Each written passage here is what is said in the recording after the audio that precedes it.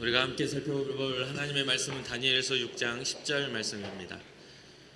다니엘서 6장 10절 말씀입니다. 구약 성경 다니엘서 6장 10절 말씀 한 절 우리 합독하도록 하겠습니다. 다니엘이 이 조서에 왕의 도장이 찍힌 것을 알고도 자기 집에 돌아가서는 윗방에 올라가 예루살렘으로 향한 창문을 열고 전에 하던 대로 하루 3번씩 무릎을 꿇고 기도하며 그의 하나님께 감사하였더라. 아멘. 아멘.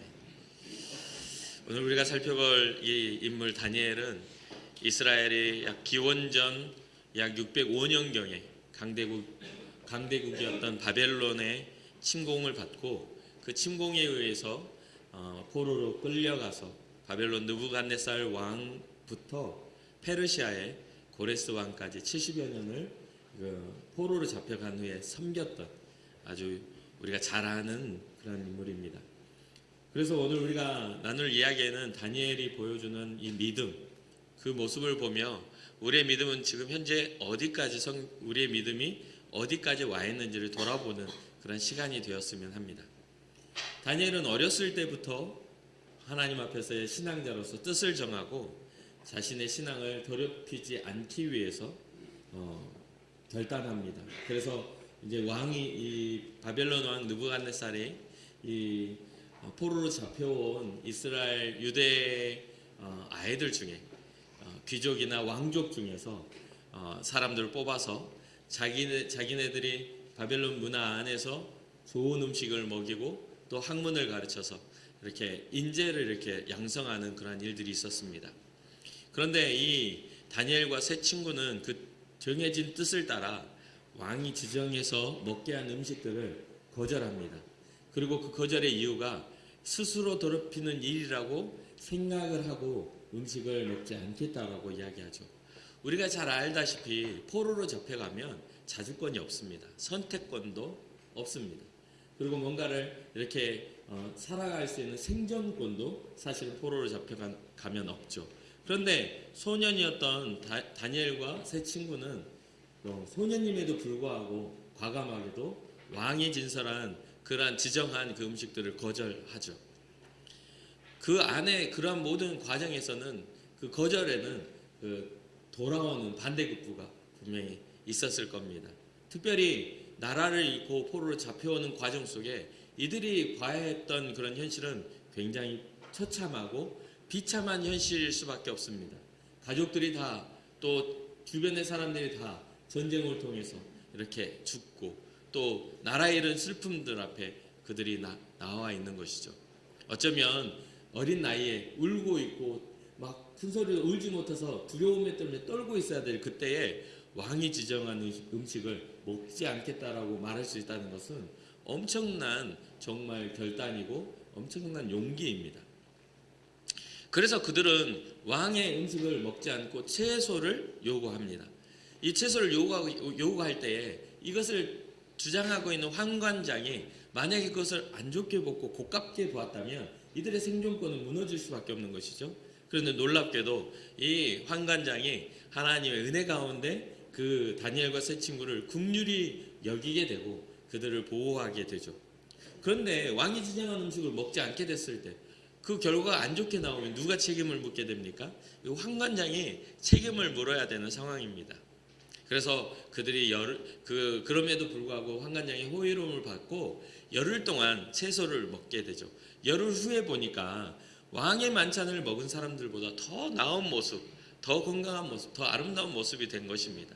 그래서 하나님께서 이러한 과정에서 이러한 일이 있을 수 있는 이유는 하나님께서 그들과 함께 하셔서 그들에게 복을 주셨다라고 성경은 이야기하고 있죠. 다니엘서 1장 17절에 보면 이렇게 기록합니다. 하나님이 이 네 소년에게 학문을 주시고 모든 서적을 깨닫게 하시고 지혜를 주셨으니 다니엘은 또 모든 환상과 꿈을 깨달아 알더라. 이런 어떤 상황에서 이 하나님이 복을 주시지 않으면 살 수 없는 상황에서 하나님이 이들에게 복을 주시는데 어느 정도냐면 학문도 주시고 그 다른 문화권 안에 있는 그 모든 서적을 깨달을 만한 지혜도 주셨다는 거예요. 그리고 다니엘은 꿈도 또한 환상과 꿈을 깨달아 알만한 영적인 그런 열림도 허락하셨다는 것이죠. 누구에게 속해 있다고요? 하나님께 속한 일이었다라는 사실입니다. 다니엘은 그래서 여러 왕들을 섬깁니다. 이 포로를 잡혀와서 여러 왕들을 섬기는데 바벨론의 벨사살 왕, 그러니까 바벨론 왕조의 벨사살 왕, 마지막 왕이 죽게 되고 페르시아 왕 다리오가 이렇게 집권을 할 때 이 지금 오늘 본문 6장의 이야기가 진행되고 있습니다. 5장 마지막 절에는 이 바벨론에서 메데와 페르시아, 바사로 이게 그 정권이 바뀌는 그런 과정이 기록이 되고 지금 다리오 왕이 집권하면서 고관을 120명을 세워서 전국을 다스리게 하는 그러한 일들이 이제 정치적인 그 다스림의 개혁이 일어나고 있는 상황입니다. 정권이 바뀌고 나라가 바뀐 거예요. 왕조가 바뀌었습니다. 그 중에 다니엘이 포함되어 있는데 다니엘이 3명의 높은 고관들보다도 높은 총리 중에 3명의 총리 중에 1명이 됩니다. 그런데 이 다리오 왕이 기가 막히게도 이 다니엘을 사랑하고 귀히 여깁니다. 그래서 다른 2명의 총리보다도 다니엘을 더 높이 여겨서 다니엘을 자기의 바로 밑에 전국을 다스리는 그런 존재로 세우려고 하죠. 그런 상황에서 다른 2 총리나 다른 고관들이 어떻게 생각하겠어요? 이 다니엘이 너무나 뛰어나기 때문에 질투하고 시기할 수밖에 없는 상황이 된 것이죠. 그래서 다른 총리들과 또한 고관들이 다니엘을 음해하려고, 다니엘을 끌어내리려고 여러 고민을 합니다. 그리고 고발할 근거를 찾죠. 그런데 다니엘에게 그런 근거가 보입니까? 아니요. 어떠한 고발할 근거도 어떠한 허물도 발견하지 못했다라고 이야기합니다.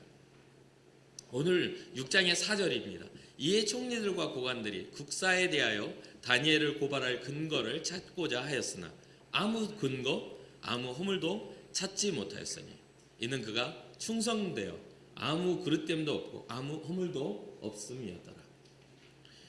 이러한 어떤 다니엘의 놀라운 이런 모습들이 어떻게 되었냐 했더니 6장 3절에 보면 다니엘은 마음이 민첩하여 총리들과 고관들 위에 뛰어났다라고 이야기합니다. 마음이 민첩했다는 말 우리가 잘 사용하지는 않는 이야기잖아요. 마음이 민첩해 이렇게 생각하잖아요. 민첩하다는 이야기는 어떤 운동할 때 나오는 그런 말이기도 해요. 그러나 민첩하다라는 이 말에는요, 판단이 빠르고 또 굉장히 그 상황의 대처가 뛰어나다라는 뜻이겠죠. 이 말을 좀 세번역으로 이렇게 다시 번역된 걸 보니까 다른 정승들이나 지방 관리들보다, 지방 장관들보다 더 우수하였다 이렇게 기록이 됩니다. 그렇다 보니까 자기보다 더 뛰어난 사람의 흠을 잡기가 참 쉽지가 않았습니다. 그래서 어떤 흠도 발견하지 못하죠. 그래서 그들이 생각합니다. 이대로 두면 우리가 꼼짝없이 다니엘이 다스리는 나라에 그냥 관리가 될 수밖에 없는데 한번 좀 더 고민해보자 하면서 생각했던 게 5절의 이야기입니다. 그들이 이르되 이 다니엘은 그 하나님의 율법에서 근거를 찾지 못하면 그를 고발할 수 없으리라 하고, 그러니까 어떤 업적이나 나라적인 어떤 그런 것에는 찾을 수가 없으니까 무엇에서 찾겠다고요? 다니엘의 신앙에서 그 허점을 찾겠다는 거죠. 그가 섬기는 하나님의 율법에서 그 근거를 찾지 못하면, 그 율법에서 찾는다는 것은 다니엘이 이 이스라엘 백성의 이 율법은 뭡니까? 하나님을 섬기는 율법은 뭡니까? 아주 철저한 신앙입니다. 하나님을 향해서 철저하게 살아가는 거예요. 그래서 이 율법에서 그 허점, 그 흠을 찾으려고 하니까 보여지는 거죠. 너무나 재밌는 건 이것을 가지고 다니엘은 자기 정체성 안에 여러 왕을 섬길 만큼 지혜를 얻었고 학문을 얻었고 또한 보호하심을 받았잖아요. 하나님의 그런 돌보심을 받았는데 이제는 하나님을 믿는다는 것이 뭐가 됩니까? 장점이 아니라 약점이 되는 그런 상황으로 변화된 겁니다. 적들의 그런 이유가 된 것이죠. 믿는 믿음이 오히려 적들이 붙잡고 흠을 잡을 만한 그런 이유가 된 상황에서 다니엘은 이런 상황에서 6장 10절을 보면 이런 말이 나옵니다. 다니엘이 이 조서에 왕의 도장이 찍힌 것을 알고도 자기 집에 돌아가서는 윗방에 올라가 예루살렘으로 향한 창문을 열고 전에 하던 대로 하루 3번씩 무릎을 꿇고 기도하며 그의 하나님께 감사하였더라. 다니엘은 총리의 가장 왕 밑에 총리 중에 가장 높은 자가 될 그런 사람입니다. 그렇다면 이러한 조서를 몰랐을까요? 당연하게 알았죠. 어떠한 조서 30일 동안 이 왕 이외의 다른 신이나 다른 것에 그런 엎드리거나 구하면 사자굴에 던져넣겠다라는 그런 조서가 쓰여진 것이죠. 그런 모든 과정에 다니엘은 분명히 있었습니다. 그럼에도 불구하고 조서에 왕의 도장이 찍혔다라는 것을 분명히 알면서도 자기 집에 돌아가서 우리가 바라보는 신앙의 3가지 원리 원칙이 다니엘의 모습 속에서 다니엘의 신앙 속에서 발견됩니다. 첫 번째는 무엇입니까? 그 첫 번째 원리가요, 보여지는 곳으로 올라가 자기의 신앙을 창문을 열어 증명하였다는 겁니다. 숨어 있는 게 아니라 창문을 열어 보여준 겁니다. 위협이고 이것을 보여줬으면 자기에게 큰 불이익과 불행이 닥쳐온다는 걸 알면서도 다니엘은 신앙을 감추지 않았다는 거예요. 첫 번째 신앙 원리입니다. 신앙은 감춰지면 신앙이 아닙니다. 신앙은 드러날 때에 신앙이 됩니다. 신앙은 고백되어질 때에 하나님이 인정하시는 신앙이 됩니다. 첫 번째 신앙 원리입니다. 여러분들의 삶에 있어서 감추어진 신앙 되지 않기를 주님의 이름으로 축복합니다. 그리고 창문을 열었어요. 연 다음에 뭐를 해요? 소리를 지릅니까? 야 이놈의 자식들아, 니네가 나를 음해하려고 들어? 이렇게 소리를 지른 게 아니에요. 무엇을 했어요? 자기가 섬기는 그 하나님을 향하여 하루 3번 매일 기도했던 것처럼 무릎을 꿇습니다. 이게 바로 신앙의 두 번째 원리입니다. 우리가 믿는 자로서의 경건의 훈련이 우리의 삶 속에 있는가, 거룩한 삶이 있는가, 이것을 점검해 볼 필요가 있는 것이죠. 여러분들 하루의 삶을 살아가며 하나님을 기억할 수 있는 그러한 하나님을 향한 신앙의 그런 규칙적인 그런 신앙이 있으십니까? 다니엘이 오늘 우리에게 가르쳐 주는 거예요. 하루 3번 창문을 열고 하루 3번씩 무릎을 꿇고 기도한다. 그냥 편안하게 앉아서 누워서 할 수도 있는데 왜 다니엘은 무릎을 꿇었을까요? 그게 바로 하나님을 향한 신앙의 모습입니다. 무릎을 꿇는다는 것은 왕 앞에서다, 아니면 자기가 낫다라고 그 대상보다 내가 더 낮은 존재라는 겸손을 뜻하죠. 우리가 하나님 앞에 나아갈 때 우리의 마음의 그런 무릎뿐만 아니라 우리의 육체의 무릎도 꿇려져야 그것이 온전한 신앙으로 나타나는 것이죠. 요즘은 우리는 너무나 편안하게 신앙생활하고 편안하게 하나님을 섬기려고 듭니다. 그러나 우리 주님이 우리를 사랑하신 방법이 편안하셨습니까? 우리 주님이 우리에게 사랑을 증명하신 방법이 편안했어요? 굉장히 불편했어요. 생명을 다했고요, 채찍에 맞았고 살점이 떨어져 나갔고 머리에 가시면류관이 씌워져서 뼈를 뚫고 들어와 그 고통을 느끼셔야 했고, 양손과 양발에 못이 박혔어야만 했고, 옆구리에 창을 찔려야만 했잖아요.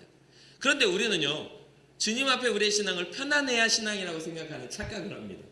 주님은 우리에게 사랑을 증명하시기 위해 너무나 불편하고 너무나 고통스러우셨는데 우리는 편안해야 신앙이라고 착각을 해요. 다니엘이 꿇은 무릎을 우리는 본받아야 합니다. 포로로 잡혀가고 자기의 불이익과 위기를 알면서도 창문을 열고 주님 앞에 무릎을 꿇은 그 모습. 그에게는 여러 명의 왕을 섬겼지만 그 다니엘에게 가장 큰 왕은 누구셨어요? 하나님이셨다는 것을 증명합니다. 그러면서 마지막 3번째 신앙의 원리입니다. 우리는 여러분 기도하라고 그러면 기도할 거 없다는 분들 많아요. 아유, 기도를 하는데 기도를 잘 안 된다고. 나는 기도할 게 없어요. 회개하라고 맨날 기도하면 회개하라고 하면 회개할 것 없어요. 그럼 어떤 분들은 회개할 게 너무 많아서 기도를 하네. 어째나 연중 한번 주님 앞에 무릎을 딱 꿇고 하려고 보니까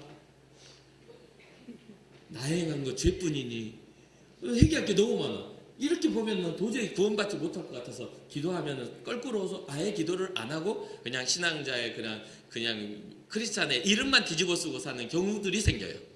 너무 잘못한 게 많은 거죠. 잘한 게 없으니까. 그런 사람들도 있어요.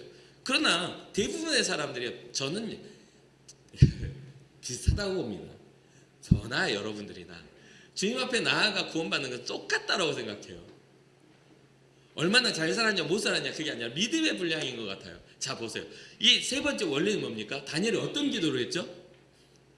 구체적으로 저 원수 같은 것들이 저를 음해하려고 하지만 하나님 제가 창문 열고 주님 앞에 엎드려 싸우니 이런 일들이 넘어가게 해달라고 기도했습니까? 우리는 기도를 그런 식으로 생각해요. 그런데 오늘 본문에 신앙의 이 원리 세 번째가 뭐냐면 그의 하나님께 뭐 했다? 감사하였더라. 우리가 주님 앞에 기도할 때 우리가 뭘 해야 되냐면 감사를 해야 돼요. 주님은 우리의 감사만 받으셔도 우리의 욕을 다 우리의 하나님께 드려야 할 우리의 요구를 우리의 기도를 다 알고 계시는 분이에요. 다 살펴보시는 분이에요. 그런데 문제는 뭐냐면 우리가 주님을 감사할 마음이 없이 뭔가 빚쟁이 빚받으러 온 것처럼 항상 달라고만 한다는 거잖아요. 뭔가 주님과의 관계 안에 그 감격이 없는 그러한 기도가 있으니 언제나 그럴 줄 알았어. 기도해도 안 되더라고. 이렇게 생각하는 그러한 신앙으로 살아가면 뭔가 요구를 하고 들어주지 않았을 때 우리가 그런 이야기가 나오는 거잖아요. 근데요, 감사는요, 우리가 뭔가 받을 필요가 없어요. 내 마음에서 일어나는 기쁨이기 때문입니다. 주여 오늘 하루에 나의 호흡이, 오늘 하루에 내가 안전함이, 오늘 하루를 부여받아 오늘도 예배할 수 있는 주님을 기억할 수 있는 그런 복들이 우린 너무나 많아요. 오늘 우리는요 흉악한 강도를 만나지 않았고요. 오늘 우리는요 진짜 이 예배하며 이 시간들이 하나님 앞에 부여받은 축복 중에 축복입니다. 오늘 하루는요 정말 사랑하는 아내와 사랑하는 자녀들을 바라보며 내 마음이 악해지지 않는 것만으로도 감사해요. 저 원수 같은 것들이 없었으면 내가 편했을 텐데.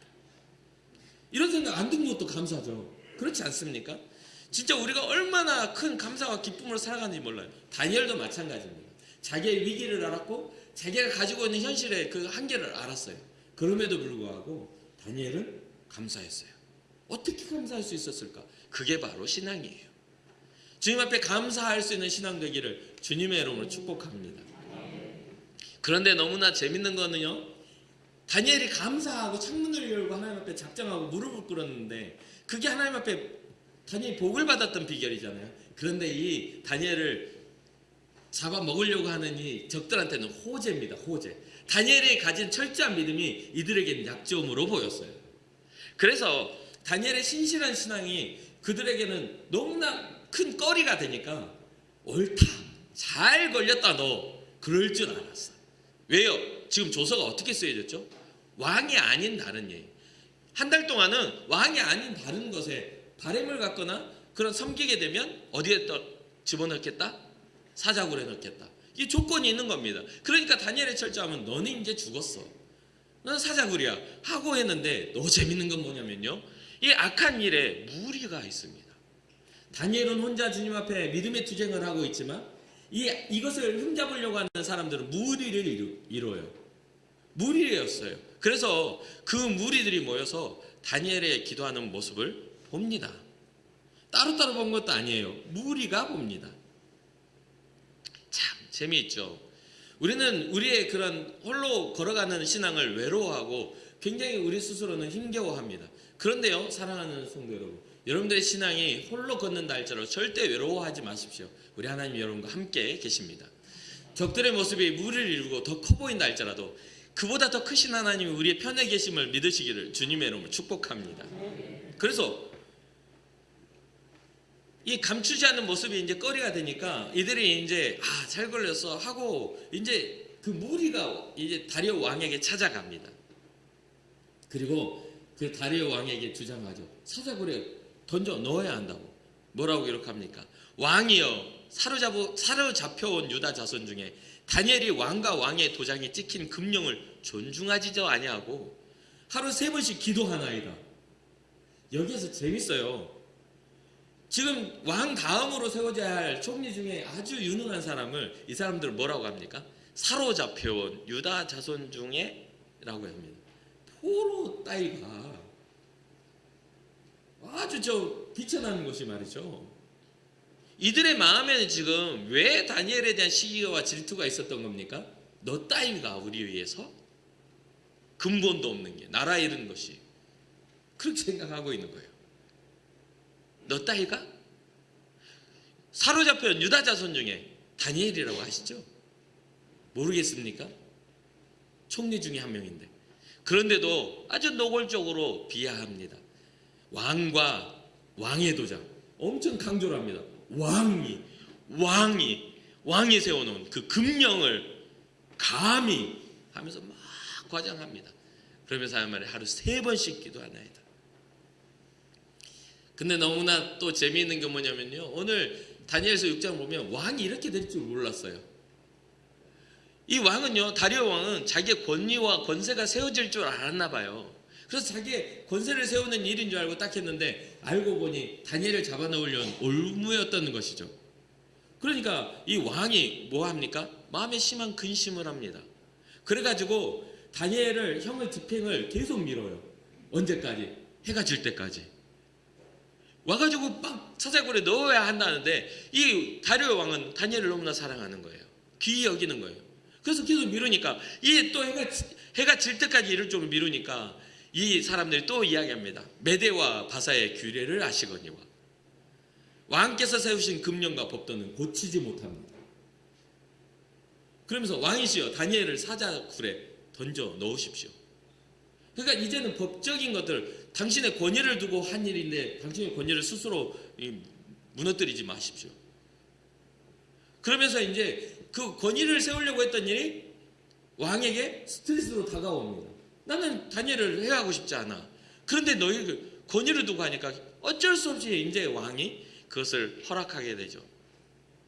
그러면서 다리오 왕이 다니엘에게 그런 이야기를 하죠.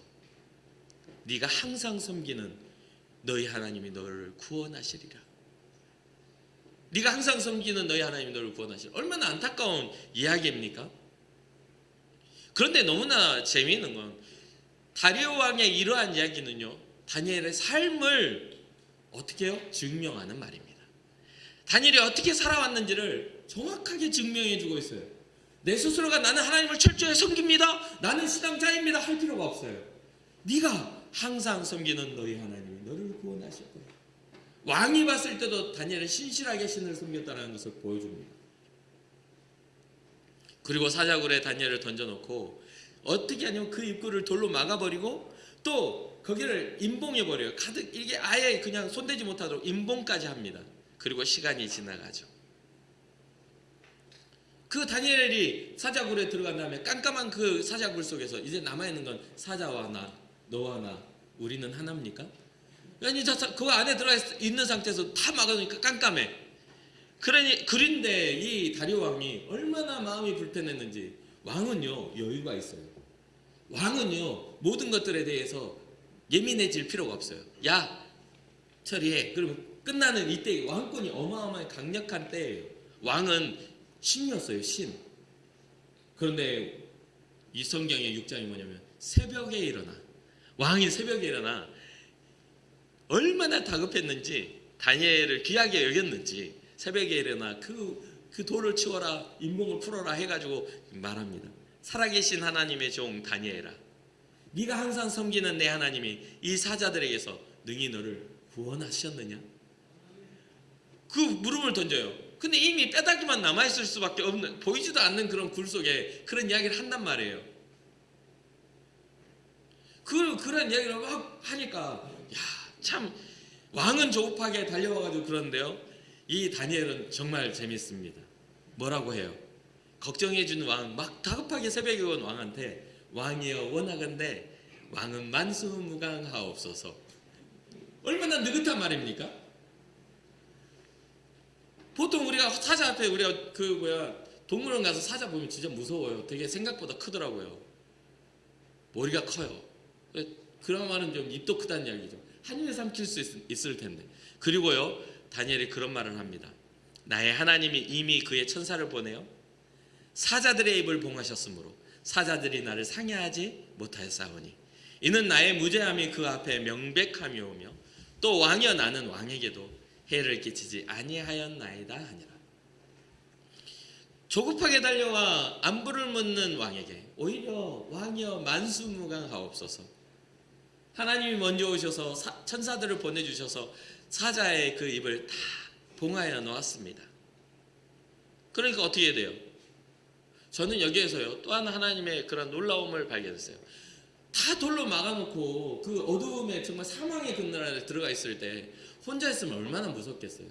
옆에서 사자 한 마리 둬가지고 그르릉 그르릉 소리 나면서 야 이리 와 따뜻하게 나 좀 이렇게 덮어봐 이렇게 했을 수도 있지 않아요? 물론 거기서 다니엘은 기도하고 하나님을 더 바라봤겠지만 하나님은 그런 모든 위기를 오히려 회복으로 역전시키는 하나님이심을 보여주고 있습니다. 이에 사자굴에서 안전할 수 있었던 것은 하나님을 믿었기에 가능한 일이라고 6장 20절에 말씀합니다.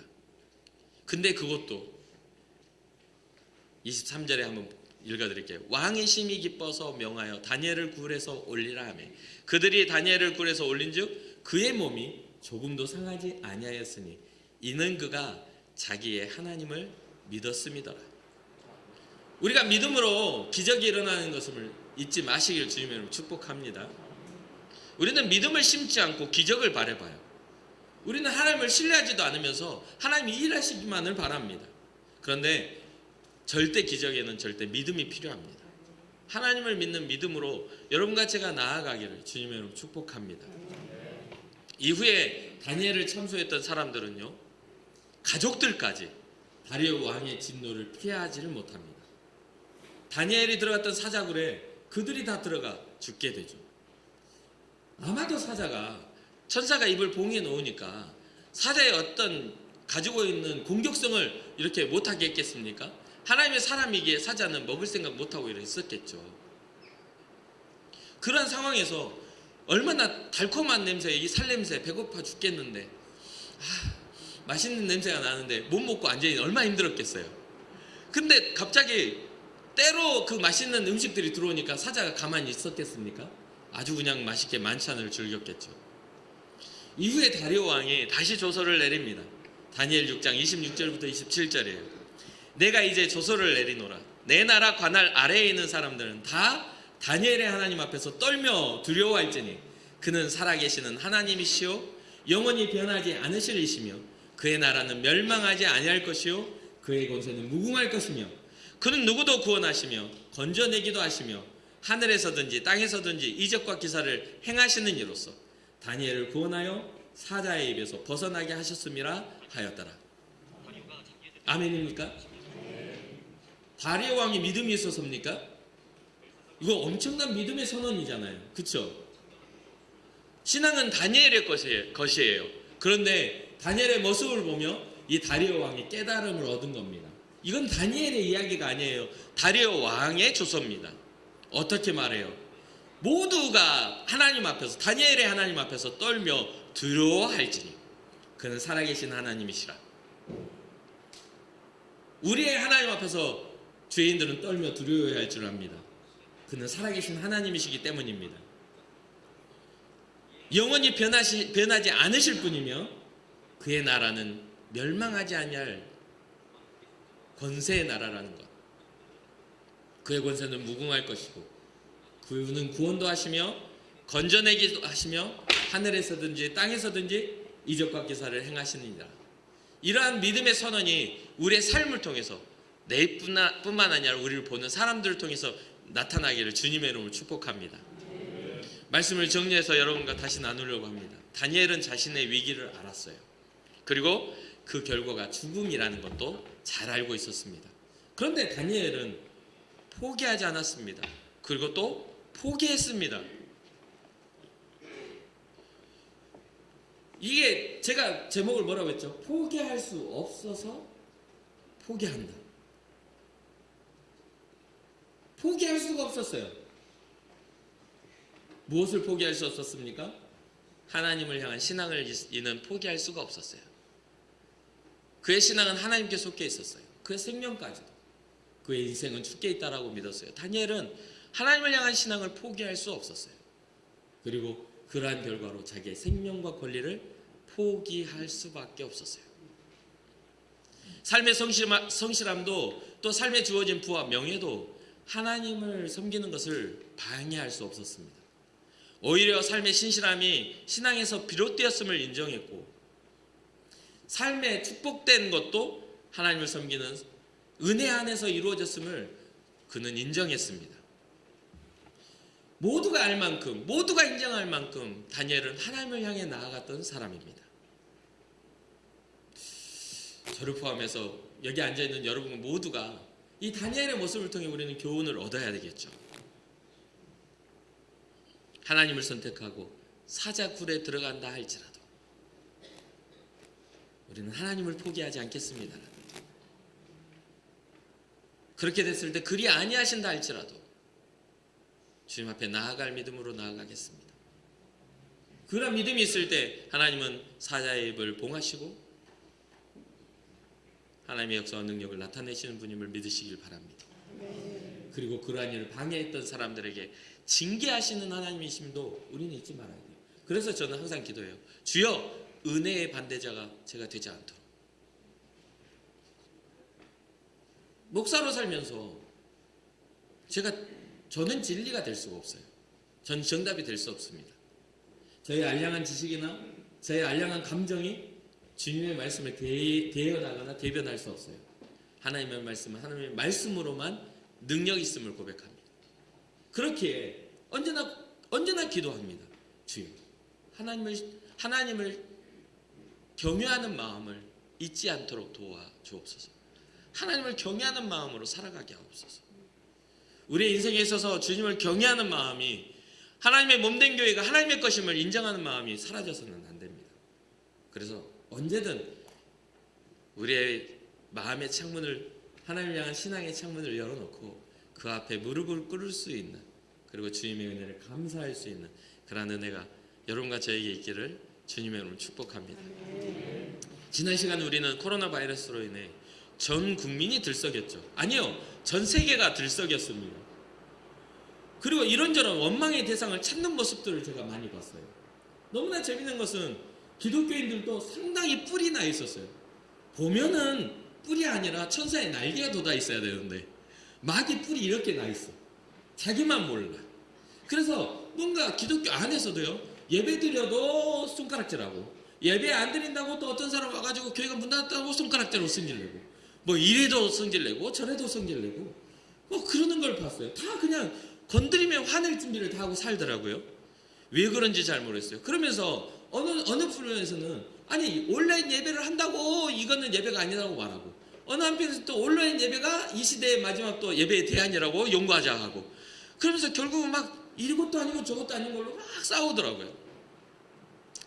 와, 그걸 보면서 제가 정말, 제가 여기 올라오기 전이잖아요.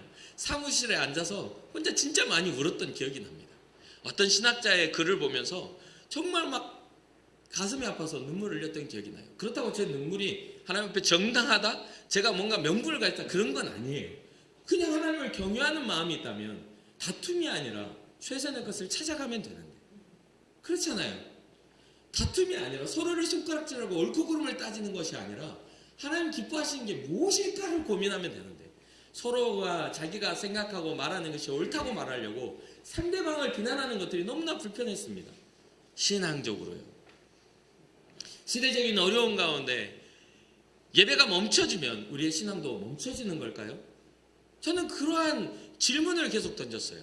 제 스스로에게. 하나님, 제가 목사인데 새벽 기도도 멈추고 예배도 멈추고 온라인으로 한다고 몇몇이 나와서 예배를 이렇게 녹화하고 있는 과정 속에 하나님, 시대적인 어려움이 오면 우리의 신앙도 멈춰야 할까요?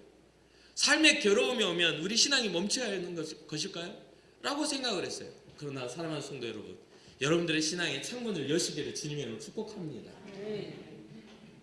하나님이 계신 곳을 향하여 믿음의 눈을 여시길 바랍니다. 그리고요, 편안하게 있지 마세요. 주님 앞에 경건의 모양을 가지고 무릎을 꿇으셔야 돼요. 왜 오늘날 온라인 예배가 그게 나쁘다고 말하지 않아요. 그러나 여러분, 우리의 모습을 보십시오. 예배자가 아닙니다. 예배자가 아니에요. 그게 문제인 것이죠. 주님 앞에서 예배자로 선다라는 것은 주님을 경외하는 거예요. 그런데 어느 순간인가 우리는 편의를 찾고 있어요. 편안한 자리. 그런데 우리는 무릎을 꿇고 주님의 기뻐하시는 일들을 위해 나아가야 하는 그런 모습이 되기를 주님의 이름으로 축복합니다. 우리의 신앙을 결정하는 것은 사회적인 시스템이나 사회적인 통념이 아닙니다. 우리의 신앙을 결정하는 것은 사회적인 시스템이나 통념이 아니에요. 거기에 헷갈리지 마세요. 세상이 어떻게 우리에게 믿음을 요구한다 할지라도 우리는 믿음의 그 본질을 가지고 있어야 돼요. 그래서 우리의 신앙은 살아계신 참 하나님과 그의 아들 예수 그리스도를 향하여 우리는 가는 것입니다. 그래서 성경이 말하잖아요. 영생은 살아계신 참 하나님과 그의 아들 예수 그리스도를 아는 것입니다. 성경이 그렇게 이야기를 해요. 여러분들의 삶과 신앙이 주님을 더 깊이 알아가고 주님의 심정을 더 깊이 이해하는, 우리를 위해 십자가를 지신 그 사실들을 꼭 깊이 이해하는 신앙이 되기를 주님의 이름으로 축복합니다. 우리는요, 물질 때문에 신앙을 포기하고 관계 때문에 신앙도 포기합니다. 때로는 자존심 때문에 신앙을 포기하고 때로는 스스로의 두려움과 스스로의 약함 때문에 신앙을 포기하기도 합니다. 그러나 다니엘은 하나님을 향한 신앙을 포기할 수 없어서 자기의 생명도 자기의 권리도 포기하고 맙니다. 우리의 어떤 신앙이 그렇게 되기를 주님의 이름으로 축복합니다. 끝으로 우리도 다니엘처럼 다시 한번 열어봅시다. 주님 이 땅에 남아있는 삶 속에 주님을 향한 나의 믿음의 창문을 열게 하시고 주님을 향한 나의 믿음의 무릎이 꿇어지게 하시고 주님이 나의 가장 큰 가치가 되어 우리의 삶을 주관하고 계심을 인정하는 그런 은혜가 내 안에 있게 하여 주옵소서. 그런 믿음의 신앙 여러분과 제가 있기를, 그러한 신앙을 주님께 드리기를 주님의 이름으로 축복합니다. 잠시 기도하겠습니다. 사랑해 주님, 우리는 우리의 신앙을 흔들리게 만드는 여러 가지 이유 앞에 서 있습니다. 물질이 하나님을 향하는 믿음을 가로막기도 하고 관계 가운데 있는 상처들이 하나님을 온전히 바라보지 못하기도 합니다. 때로는 자존심 때문에 주님을 보지 못하고 미래에 대한 두려움이나 부정적인 마음들이 하나님의 은혜를 깨닫지 못하기도 합니다. 하나님, 우리에게도 다니엘과 같은 믿음과 마음 주셔서 주님을 향한 기도의 창이 열려지게 하시고 하나님을 향한 마음 포기하지 않는 신앙을 가질 수 있도록 우리의 삶에 성령의 역사를 더하여 주시옵소서. 결국은 모든 것을 하나님이 이루시고 사자의 입에서도 구원하시는 분임을 우리가 믿고 나아가오니 하나님, 우리를 주님을 의지할 믿음의 사람으로, 주님을 바라보는, 주님을 즐거워하는, 정말 주님을 사랑하는 사람들로 우리를 불러 주시옵소서. 우리의 눈에 우리를 구원하신 예수 그리스도의 십자가만 보여지게 하시고 세상의 모든 유혹과 세상의 모든 두려움들 사라지게 하셔서 하나님을 바라보며 믿음으로 걷는 은혜와 복이 있게 하여 주시옵소서. 감사를 드리며 이 모든 말씀 예수님의 이름으로 축복하며 기도합니다. 아멘.